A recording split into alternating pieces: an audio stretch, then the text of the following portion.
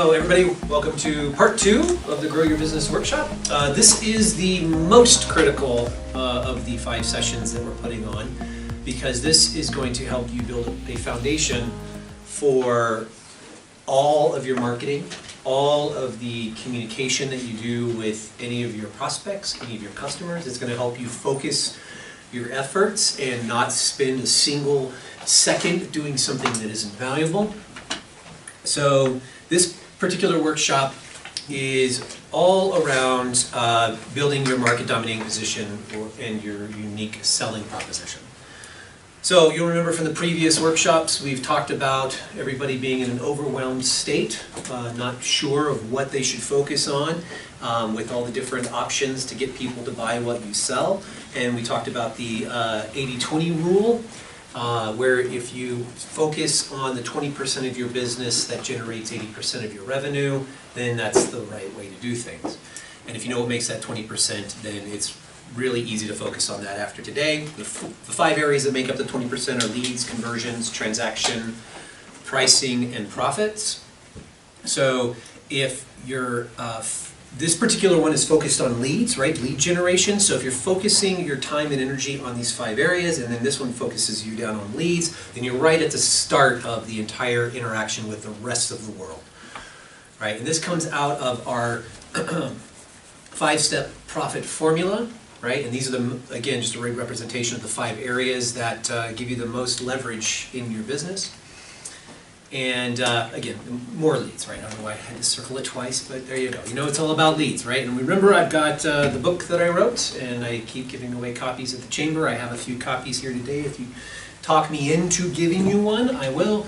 I might use them as prizes. I don't know. I've got another 60 coming, so those gotta go. So the workshop session overview, right? We've talked about this at the chamber meeting, and I talked about it at the last meeting, and you've seen it in emails. Going from the marketing conversion equation to the unique selling proposition, nurturing prospects, upsell, downsell, cross-sell, and bundling, and then digging into joint ventures and expanded product offerings. And these are right out of the 5-step profit formula, the strategies that are all in the book. And this one is talking about the unique selling proposition. I really want to make sure you guys knew what we were doing. So in this session, you're going to learn how to pinpoint what makes your business unique in a world of homogeneous competitors, right? And you can target then your sales and your marketing efforts laser tight, right? And not compete on price alone. A lot of businesses compete on price because they don't differentiate themselves. And what we want to do is make it so that literally no one can compete with you, right? And you can set what pricing whatever you want, you can set the rules, and you can be a market dominating master, and we'll talk about a few of those. And using the unique selling proposition and the marketing dominating position, you can make your prospects basically say to themselves that they'd be complete idiots to buy from anyone else, right? Because you're such a good fit. Yeah. So who has not signed up for the 4-part video series that's free on my website? No? Okay. So go and sign up. It's free stuff. They're short videos packed with tons of information to help you. So just go to profitsmaven.com, and there's a spot right in the middle, and I've actually changed this. You'd see this on the website if you went out there. It actually has a pre-video that you could watch the video if you want to be sure that you want to enter your first name and email address. But those are out there. There are also other free videos, and I have a weekly video series where you get 1 video a week. So you come to my website once a week, click on the video link at the top. It's just tons of free, helpful information, because that's what I'm all about. So our workshop agenda today, we're going to do introductions. I'm going to try to talk a lot less about myself. We're going to talk about mastering the 20%, right? Get you 80%. Talk about what a unique selling proposition is. We're going to do a unique selling proposition treasure hunt, which I'm pretty excited about. Then we're going to talk about what a market dominating position is and how that's different from a USP. Then we're going to create a market dominating position, or at least try to, with the amount of time that we have allotted. And part of that is adding these different value propositions to your business that you are going to integrate into your market dominating position, right? So we need to identify the different levels of service that matter to people, convenience, speed, education, training, risk removal, reversal, quality, security, and safety, in addition to selection, pricing, and then we're going to actually walk away, hopefully, with at least a rough sketch of a market dominating position. And I just want to be really clear, market dominating positions for the highest powered players in any industry is constantly evolving. Okay, unique selling propositions are constantly evolving, right? So when you figure out how this works, which I'm going to show you today, then it's not something where you just fire and forget. You have to continuously stay on top of it, adapt to the market, adapt to the needs of your customers, because when you identify your market dominating position, your market, you're going to be listening to it a lot more closely, and it's going to tell you what it wants. And all you have to do is deliver. And all of a sudden, you're back in everybody's favor and in high standing. And we're going to talk about a couple of businesses that have had some very rough experiences, but still manage to be at the top of the heat round. So let's dive into this. So this Grow Your Business 5-part workshop gets you started on your way to rapid revenue, right? Plug my book again. In the 17 Habits of Highly Effective People, Stephen Covey says, begin with the end in mind, right? And Forrest Gump tells us, if you don't know where you're going, you're probably not lined up there, right? And so when you started your business, what was the end you wanted, and how much time were you working on your business each week versus working in it, right? And so the question I just want to ask is, do you really have a plan to master the 20% that brings you 80% of the revenue? And most people have no idea what that looks like. So I want to show you what it looks like when you master the 5%. Now this comes right out of a tool that I use called the profit calculator. And these are the 5 areas that make up your 5%. I know it's kind of hard to see your leads, conversions, transactions, higher prices, and gross profits, right? And so we plug in some numbers into here. So let's say you have 1,000 leads annually. Your conversion rate is 25%. That leaves you with 250 sales. You have transactions of 10 per customer, right? And you're selling about $100 per transaction. So your revenue is about $250,000, $250,000, right? And if your margin is 25%, well, then you're taking home at the end of the day about $62,000. And so if we bump each of these 10%, right, because we focus our energy on the 20%, just improve each of these areas by a small 10%, what happens is you end up with almost $100,000 or just over $100,000 in revenue just by bumping these up, going from 1,000 leads to 1,100 leads, converting 27.5%, getting them to buy one more time from you per year, charging 10% more, or getting 10% more in each transaction, and then reducing your overhead and increasing your margin so that you're taking home more money, right? And that's a 10%. And most business coaches work in this area, and that's what they do. But what I like to do is have people focus on obtaining 50% increases. And it's very easy to do when you're focused on this, using the right strategies, which are the ones I'm showing you. And so if you 50% increase off the baseline, you actually end up with $500,000. And so just by focusing on this small 20%, using your energy correctly, you can grow your business through the roof. And I've seen businesses do this in less than 18 months, right? Because they took all of their energy and tackled these particular areas of their business. So it's actually 7.5 times more money. So you've improved everything by half, and the math ends up bringing things back sevenfold. So kind of have to think, what would you do with that additional money? If you could use 7 times more money than you made last year, would that be something that you'd be interested in? And would $500,000, get you closer to the end that we were just talking about? A lot of people go into business and don't have an end, right? And so they just kind of meander aimlessly through the dark forest of the world. Whereas you have people who enter a business and they're like, day one, they're like, I'm going to build this, I'm going to sell it. Or day one, I'm going to build this and give it to my kid when I die. Or day one, I'm going to build this, I'm going to franchise the crap out of it, and I'm going to just be rolling in yacht funds, right? So if if it's just going to transform your business, fine. But really, ultimately, we want to be able to transform your life, right? Because this isn't a one-time result. If we can get you, using these strategies, to $500,000, it's not just 1 year that happens. It happens year after year after year after year after year. And suddenly, instead of 62,000, you're now making millions of dollars. And I bring this to your attention because this is the most difficult thing that business owners need to do, which is define your unique selling proposition in a way that your customers understand and get engaged on.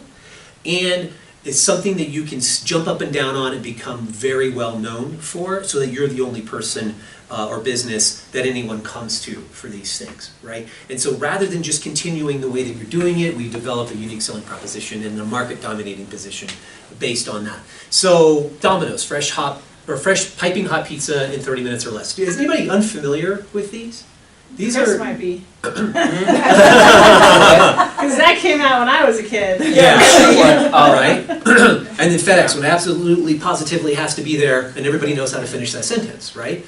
So these guys built a unique selling proposition and then refined the tar out of it and ended up they tried to niche, and it ended up serving everyone, right? Because when you do the right kind of messaging for the right kind of client that you're targeting with your marketing, then you actually end up serving a lot more people than you would if you didn't focus your efforts, right? And so unique selling proposition explains your position against the competition, right? And usually these are areas of service, quality, dependability, and speed, right? And we don't use those words when you develop a unique selling proposition. But it answers the questions of why should I choose you, right? If I need it there overnight, I choose FedEx, right? If I want to buy low price, I choose Walmart. I need pizza in 30 minutes, Domino's, right? Now these guys, they don't no longer do the 30-minute guarantee anymore. It's just kind of we really want to do that, right? So it shows the unique benefit you'll deliver. And what you're going to realize through this particular workshop is that you're getting inside the head of the customer in order to understand what it is they value so that you can create that position. It ties back to what we learned last time, right? Which is entering the conversation inside the head of your prospect. It's also quantifiable, right? So if you talk about 1 hour Martinizing, anybody know what Martinizing is? Okay.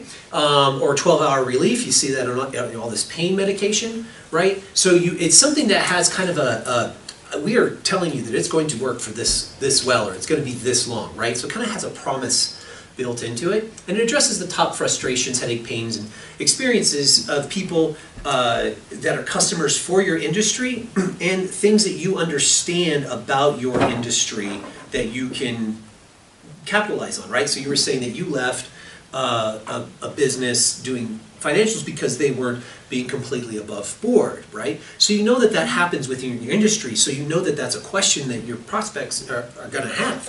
Are you going to lie to me and try to take my money and bury it in the backyard? What are you going to do? And then a lot of the pain points too is things are too cheap or too expensive or too late or too prestigious, right?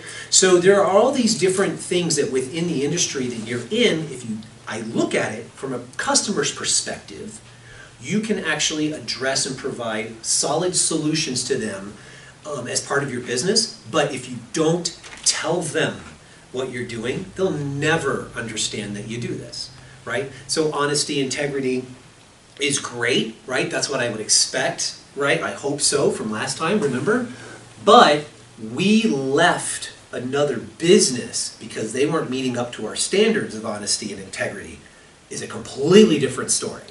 Right? You're not just saying, we're honest and full of integrity.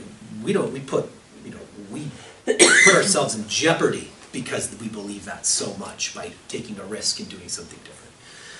So if you identify the challenges within your industry according to your customers, you end up with a unique selling proposition that completes these sentences. Do you know how? Problem, right? So we talked about the headline being the problem that your customer has but they don't want, and then the sub-headline being the solution the resolution that they want that they don't have.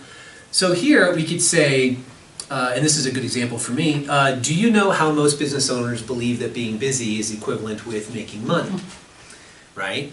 What I do is I help business owners focus their efforts and spend their time and energy on the right things so that I unlock all of their other time to spend family and you know, have a life, and they're not constantly being busy, and yet they're still profitable, right?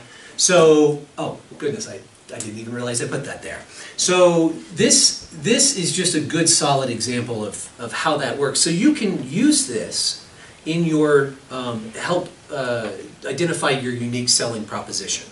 And usually this is a follow-up for my clients. I help them develop an elevator pitch that is 10 seconds, and then they have a 30-second elevator pitch that follows up the question, which is how do you do that, right? Because everybody who's one of my clients, they have an elevator pitch that's just off the charts and includes all the things that they can do, and then somebody says, well, how do you do? So you could do something as a bank, right? We meet you where you are, you know, we treat you fairly, we give you the best rates, right? You know, in the market, the rates are such, and we do this, and people who are interested go, well, how do you do that? And then well, you know how all the banks are gouging you and trying to take your money and don't care about you and don't care about the community. What we do is what you said earlier, right? So these are the things that you can build all of your marketing on, right? So examples of USPs. My plumber will smell good and show up on time, right? 5-year unconditional, no questions warranty. There's a lot of businesses that are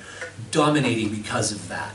Only 96 of these manufactured this year, right? Build this scarcity unique selling proposition. Or flip it around. We have so many styles, colors, and materials, you can get it all under one roof, right? Come and shop with us and you walk away with exactly what you want. For a realtor, your home will be sold in 90 days guaranteed, or I'll buy it myself. For, what? I should have found that realtor. I just said, wow. And so how to save, you know, $8,000 per year in taxes via the new tax laws legally, right, for a tax accountant or something like that. Here's one I love. We eat all we can and sell the rest, right? Like Bob's that. ice cream, right? And then swim at home in just 18 days if you install pools. Not in your big tub, no. What's that? And not in my big bathtub. Right, right.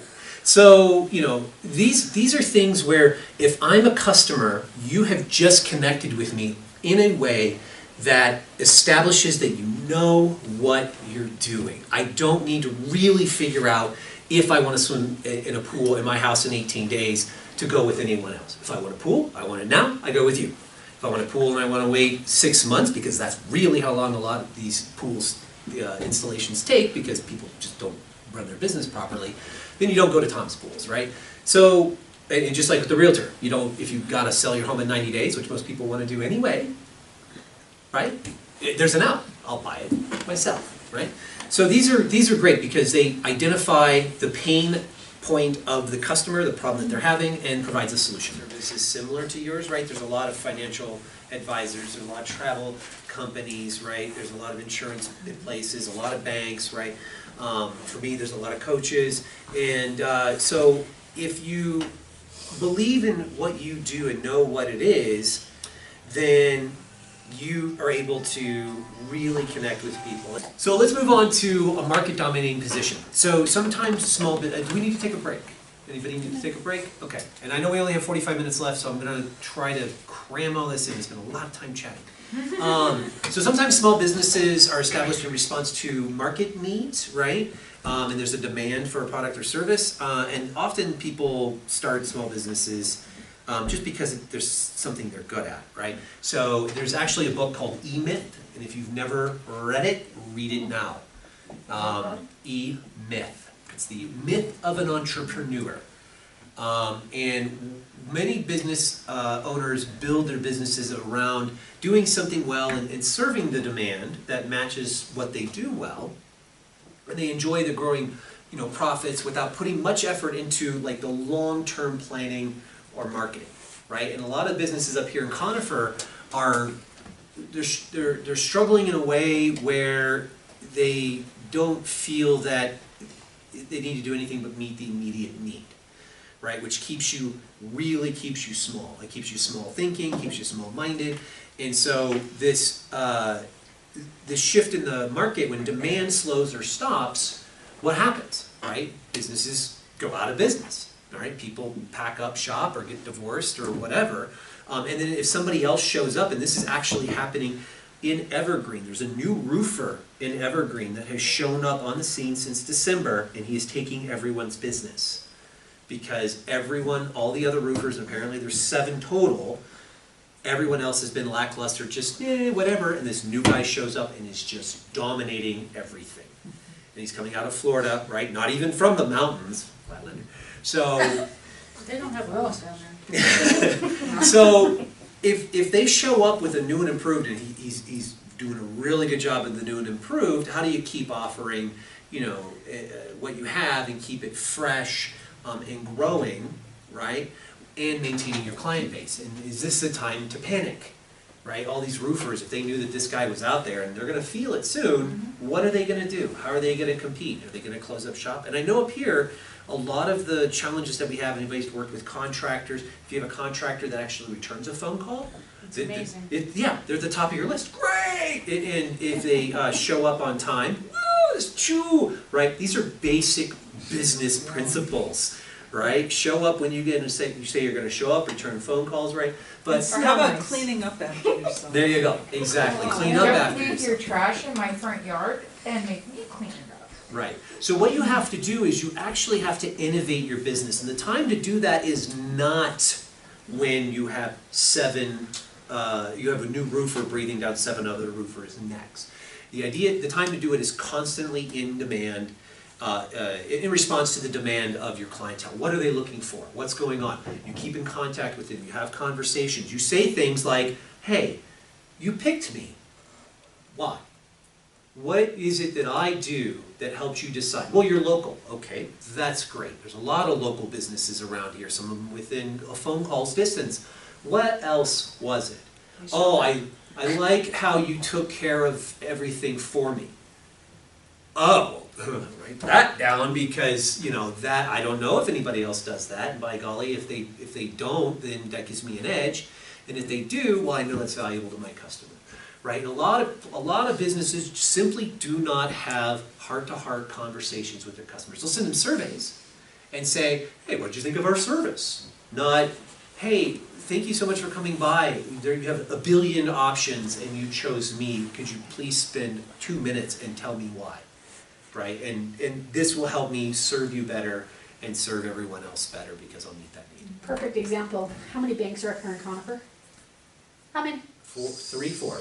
More than 5. More than 5? There is one in the King Supers, there's one in the King Supers parking lot, there's the Bank of the West right here. Yep. And that's And just us, from there. we're 4. Right. There's 4. Citywide? Citywide. 5. Citywide. US Bank. US Bank. Yeah, and Safeway, 6. Yeah. And isn't there one more? Am I missing That one one? in Pleasant Park. That's citywide. Oh, that's city Okay. right now. Yeah. Well, I think there's 6. that's a lot. Isn't That's it? a lot for Seven. Conifer. And it's a That's half 7. mile, right? Half mile. So- run, right? The one from First Bank to US Bank is about a half a mile, Yep. and there's 6 in Yep. between here and there. So My card still says Centennial. here's my point. And they can go anywhere they want to go. Yep. Still says, So if you have Peak and Neutral. $50,000 and you want to get a rate, Where are you you're gonna do? gonna rate shop, right? Yep, you're gonna call every one of them. Are you gonna exactly. call and ask, hey, what's the rate? Well, Okay, 5 banks give you a rate. The 6th bank you call, which is us, we can give you a rate. What are you looking for? How much are you looking for? What's the term you want?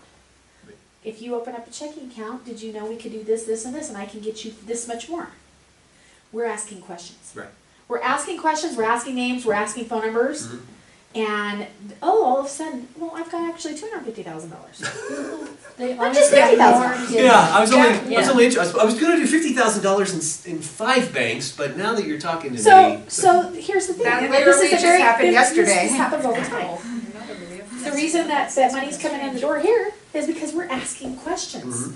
We want to be open. We want them to know we want to do business. Right. I want that tiller line busy. Yep. You know? Yep. I don't want to be sitting around twiddling thumbs. Right. Right? Or making a mess of your office. But it's asking those simple questions, and people are not asking those simple They aren't. questions Right. at other They banks. absolutely are So not. that simple question went from him bringing me $50,000 to $219,000. Yep. And he was thrilled. Yep. Because I also shared with him, he closed, believe it or not, he closed at Charles Schwab. He Wow. closed at Charles Schwab. He closed the other bank, US Bank. Oh, that's the other one. US Bank is up Yep. here. Yep. Um, No, we said that one. Oh, It's fine. okay. Yeah. And he's considering closing Wells Fargo. Well, that wouldn't be a bad idea. Right. It's a no-brainer. But actually, and the reason is choosing to do that is because I also shared with him a simple thing like a debit card. He goes other places. Well, he's only got to go to Wells Fargo. He's always got to go to the Wells Fargo to get his cash out at the ATM for free. Right. I said, well, because of the amount of money you brought to us, did you know that you can use your debit card anywhere you go and you can get cash out and not be charged? He goes, what? Right. That was his response. It's the communication Yep. and it's sharing those little things that okay, they're shopping for a rate, Right. but really, are they shopping for a new relationship maybe? Right. Well, right. Exactly. Why are you calling around unless you're interested Correct. in establishing a new relationship with somebody? Correct. And it's a perfect opportunity Yep. to just take that one little step just a little farther. They're calling you, that's a perfect opportunity. Yeah. Take advantage of it. Exactly. Yeah. And in a lot of places when people call, a lot of businesses don't even ask, hey, thanks for calling. How'd you hear about us? Right? And so that way they know what advertising is working. Did you hear about us in the Flume, or did you see us online, or Google, or how did you follow a friend? Just 2 seconds. Tell me right now, because if that channel's working, excuse you, if that channel's working, I want to keep using it, right? And just be open and honest. But most people are so afraid in the business world of like showing that they're figuring it out on the fly, which is what 97% of businesses are doing these days. And the railroads are not, the airlines are, right? So you just have to be open and transparent to your clients in a way, or your potential clients in a way where they connect, right? And so if you have an actual vested interest and you understand this is a pain in my butt having to go to let me solve the pain in your butt, right? I know that you're doing this, and let's just address it right away. And that I think is absolutely brilliant. So every choice you make when buying a product or service represents a point of differentiation between one company and their competitors, right? And these differences, whether subtle or distinct, determine which customers will buy what the company sells. So everybody's familiar with Domino's, right? And I would recommend every person in this room, when you go home tonight, do some research on Domino's. The way that Domino's has been since the brothers bought Dominic's Pizza, they have been innovating the entire time. They innovate constantly. And they're a $1 billion behemoth in an overcrowded pizza market, right? And do they make the best pizza? No way. No. Oh my God. God, no. Who's buying this pizza? It tastes like carpet. I'd rather eat the box. Desperate people in the town are the only thing that delivers. My cousin That's it. orders Domino's and has it delivered because they deliver. Jackson, exactly. Jacksonville, Wyoming, that is the only place that delivers food. Yeah. So, and if they don't want delivery, do they have comfortable in-house dining? No. No. The largest selection on their menu? Yeah. How the hell are these people making money? Well, they are changing the in-house dining. They are adapting. They Yes. are innovating constantly. So they dominate by adopting and implementing one major strategy, right? They created a market dominating position, which was fast, hot pizza targeted specifically at college kids, right? That was their niche. They didn't say, if your mom, don't call us. They said, we know that these kids buy pizza, they want it fast, they're demographic. So they actually changed the entire way that they were doing businesses, and that's why they don't have sit-down restaurants. That's why they make poopy pizza. That's why they have a very slim selection, because college kids don't really care. Yeah, Just they're like, put whatever. food in. That's And I true. need food now, phone, food come. Okay, right? So what Domino's had to do in order to implement this strategy to these college campuses is they had to actually re-engineer the pizza box, right? Because pizzas used to come in a box where you couldn't stack them. And so you couldn't deliver 15 pizzas in one trip to a college campus because your phones are lighting up, right? So they reinvented that. They re-engineered the the bag, the heating bag, right? They are the very first business to have an app for ordering food over your mobile device. Aren't they the ones that have the like pizza pickup spots? Yes. Yes, Okay. Yeah. they So- do now. Yeah. They Like, deliver, if they you're- deliver to Evergreen Lake during the Yeah, summer like, concert Like series. if you're at the lake I'm or sitting at there, a the park or people something, next to me, they you get can go like to 4 the pizza pizzas. pickup spot Yep. and pick up your pizza and they'll have it there. Yep, exactly. So the idea is Domino's dominated based on convenience and delivery. Okay, and in this day, that is what's coming. Amazon convenient, drones delivery, right? That is why Amazon is crushing everything, right? And so there's mobile everything popping up in demand for people who want massive convenience. And I don't know if you guys know this or not, but Amazon is actually impacting 7-Eleven, right? Because you usually pay a premium for convenience by going to a 7-Eleven. Well, they're actually shutting down a lot of these because Amazon is crushing them. Because you can order online, and maybe I don't need my Coke right now, but I can have it at my house When I within. get home or. Yes, exactly, right? Oh crap, I need milk. I'm not stopping anywhere. Hi, Amazon milk, please, house, yes, thank you, right? So that's what's happening. And they're also hitting 2 more areas. They own Whole Foods, and they're starting to reduce the prices. You get 10% off as a Prime member. They now have storage lockers, Yeah, so if you order Amazon, Massive don't want it convenience. at your doorstep. You can pick it up and at then Whole Foods. Amazon's now taking their 5-star products, I don't know if you've guys seen this in the mall down here, their 5-star products, and putting them in the mall. Yep. I'm at the mall. I don't even have to wait till I get Well, home. and that's like Alexa. Alexa can order anything. Yep, Yep. so. Or accidentally, I I have mean, a to the house. 2-year-old nephew, yeah, that can go bad. And we were talking about, what was it we were talking about the stove. And Alexa put a stove on my Amazon ready to go for me to like check out. Now it didn't pay for it. Right. Okay. But it showed, like we were talking about it, That's, and she literally put it in my cart ready to go so that all I had to do was say, or go ahead and buy. Now, reason are you guys are you on. guys Alexa's I'm gonna great. give you your 30-minute warning, so. Yes, 30-minute warning. Yes. Thank you. Are you guys Sorry. ready to have your minds Side blown? conversations. Oh, yeah. Amazon controls 94 or 96% of all retail sales. I believe that. believe that. Yeah. That means Walmart, Target, all of those guys only have like 4 or 6% to play with. Yep. There was something in the news about Walmart and Amazon that Walmart's fighting Amazon back on or something. But I'm gonna stop the conversation and Yeah, let you. let's continue, because I've got a few more slides to go through, and you guys have a few more exercises, so let's crush this.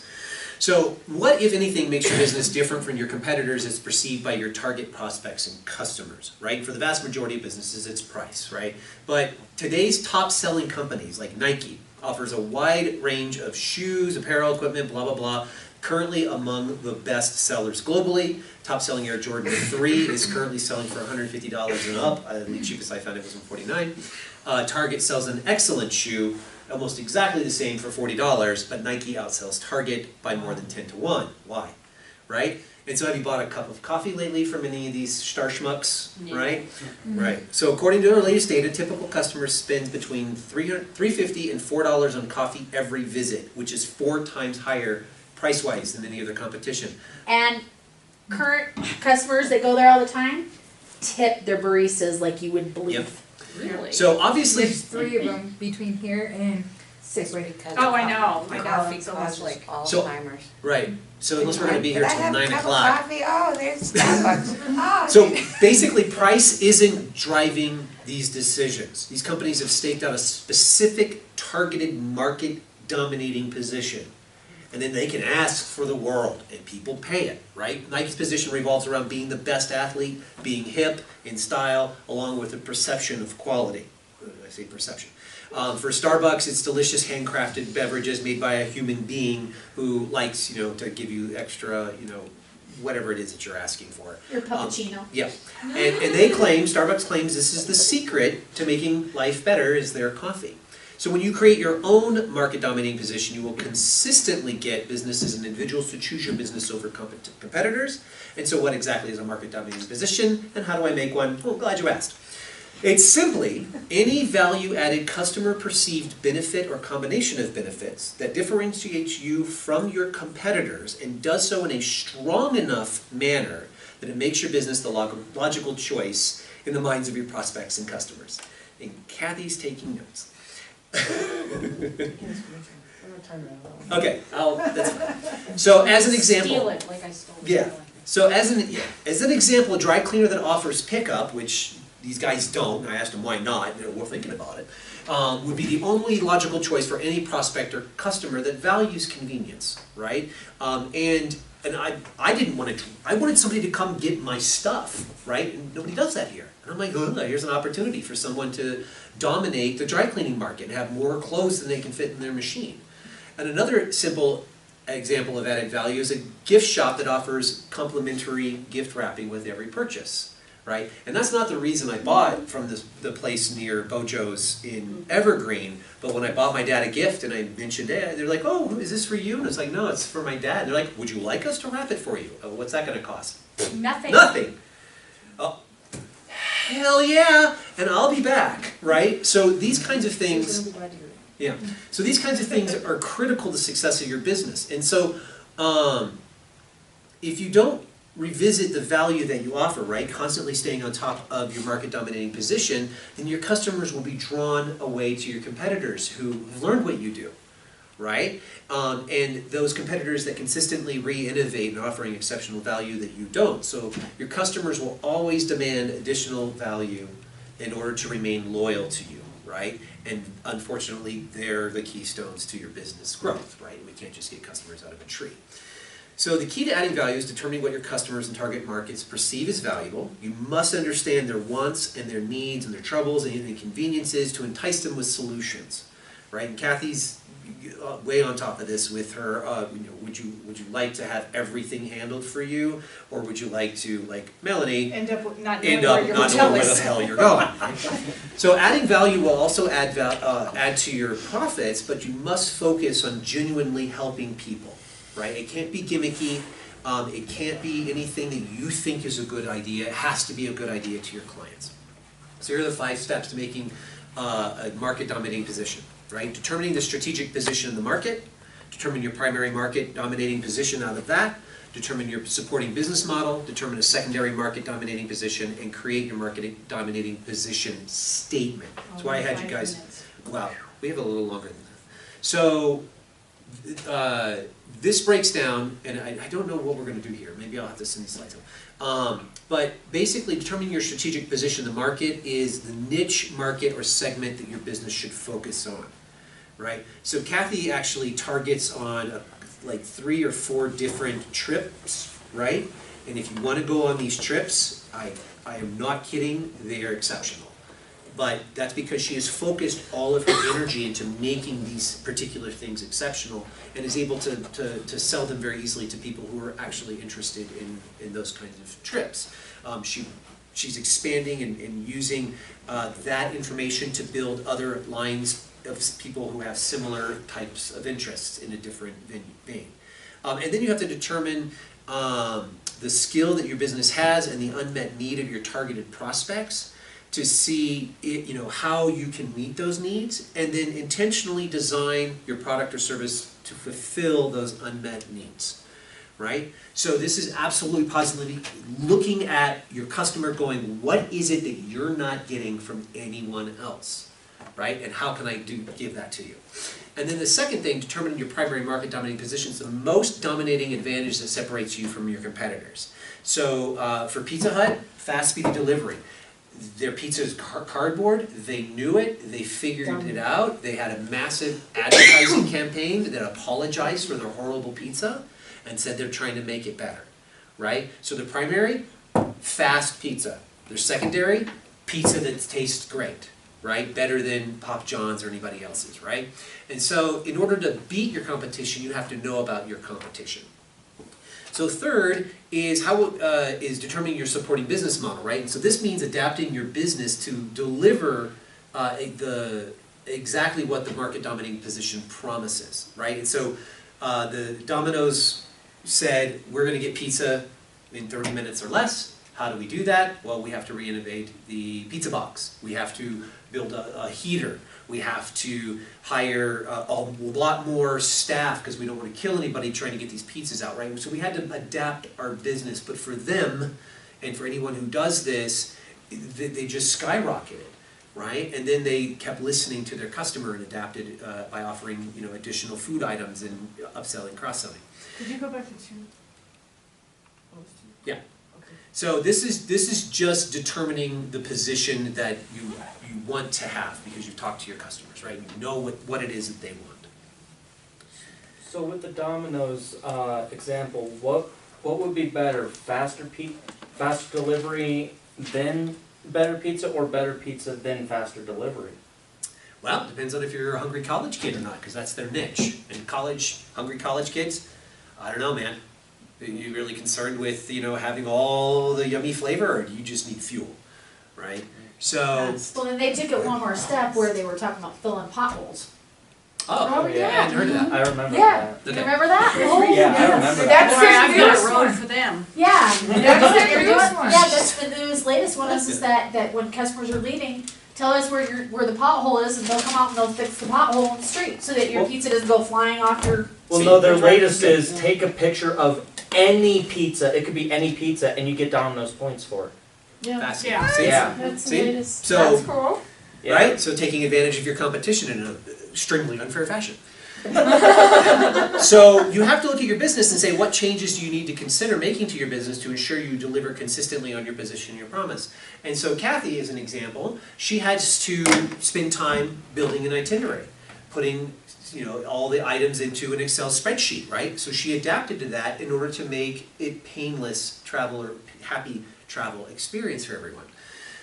Number 4, so what additional secondary market dominating position, what additional competitive advantage does your business offer, right? Because we're not going to just sit on one, we're going to sit on 2, right? That helps you be different, right? And these are things that you can create literally out of thin air.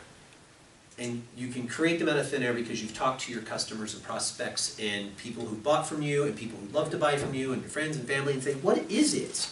Really. And I like to compare what I do with this kind of stuff to an elephant looking at itself in a mirror, right? And I'm an elephant and I'm trying to describe myself. I can't see everything that I do. I don't even understand the value of, yes, there was a photographer who was so successful at what he was doing that he thought it was because he was on time, fast, set up everything, was very friendly, and he found out by actually talking to the people he was taking pictures of, they liked his creativity. They liked the way that he set people. They liked the fact that he was willing to take risks and take them out of a studio and set everything up and have the shots outside. And he wasn't traditional. All that other stuff was valuable, and of course, had he not done those things, it would have been really bad. But now he knows that being creative is the thing that differentiates him, where he didn't know that until he asked. He just presumed it was something else.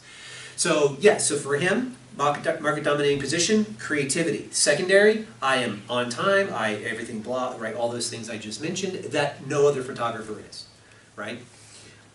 So, then you create your market dominating position, which is a simple statement that you create by combining steps 1 through 4 above, right? And it helps you state unequivocally what differentiates you from your competitors to your targeted prospects and customers. So, let's break it down, okay? We've got 15 minutes, and we're not going to take all of it right now, but let's break it down. So, when we talk about the value that you can add in your market dominating position, levels of service, convenience, and location, right? Location, how far does your customer have to go to buy what you sell? Availability, are you open your customer wants to buy? Then ordering process, is this made more difficult by technology or easier? And is it poorly designed web pages that you have that make it difficult for people to buy what you sell and see their selection, or are they phone menus, like maybe, I don't think you guys have this, but press 1 for this, press 2 for that, you press the button and you end up pressing 15 buttons when it's just easier to hang up, right? Delivery, which is where you bring your product or service to where your customer already is, right? And this one is huge now. In fact, you guys familiar with Uber Eats, right? An entire industry built around people who don't want to go anywhere, right? And immediate, an immediate DoorDash. demand. DoorDash. All of these are popping up everywhere because people are like, I want food, but I don't want to go anywhere to go get it, right? I'm either too busy or whatever my excuse is. Offering payment terms, right? Useful for larger ticket items, including accepting credit cards. And there's some really weird stuff that you can do with payment terms. So there was a study done, infomercial, they ran 2 different sets of infomercials. I can't remember which company did this, but they had one where you could buy it now for $39.95, and they had another one that you could buy it now for 2 easy payments of $39.95. And the difference in sales between the two was 17%, which means that 17% fewer people made a one-time payment. Everyone else paid twice as much. Why? Oh, payment terms. So, and then you have a lot of this. Just the word easy was in there, I mean, that's bizarre. It's bizarre, but it's payment terms. Oh my gosh, this looks like an $80 thing. I don't want to pay $80. Can I pay 40 twice? Absolutely. So, miscellaneous services, which are any additional services your customers consider to be important, right? So that's your turn. No. Yes. So figure out which of these items you think you could add to your business today, right? Through innovation, right? Now we're not saying that you have to implement it, but if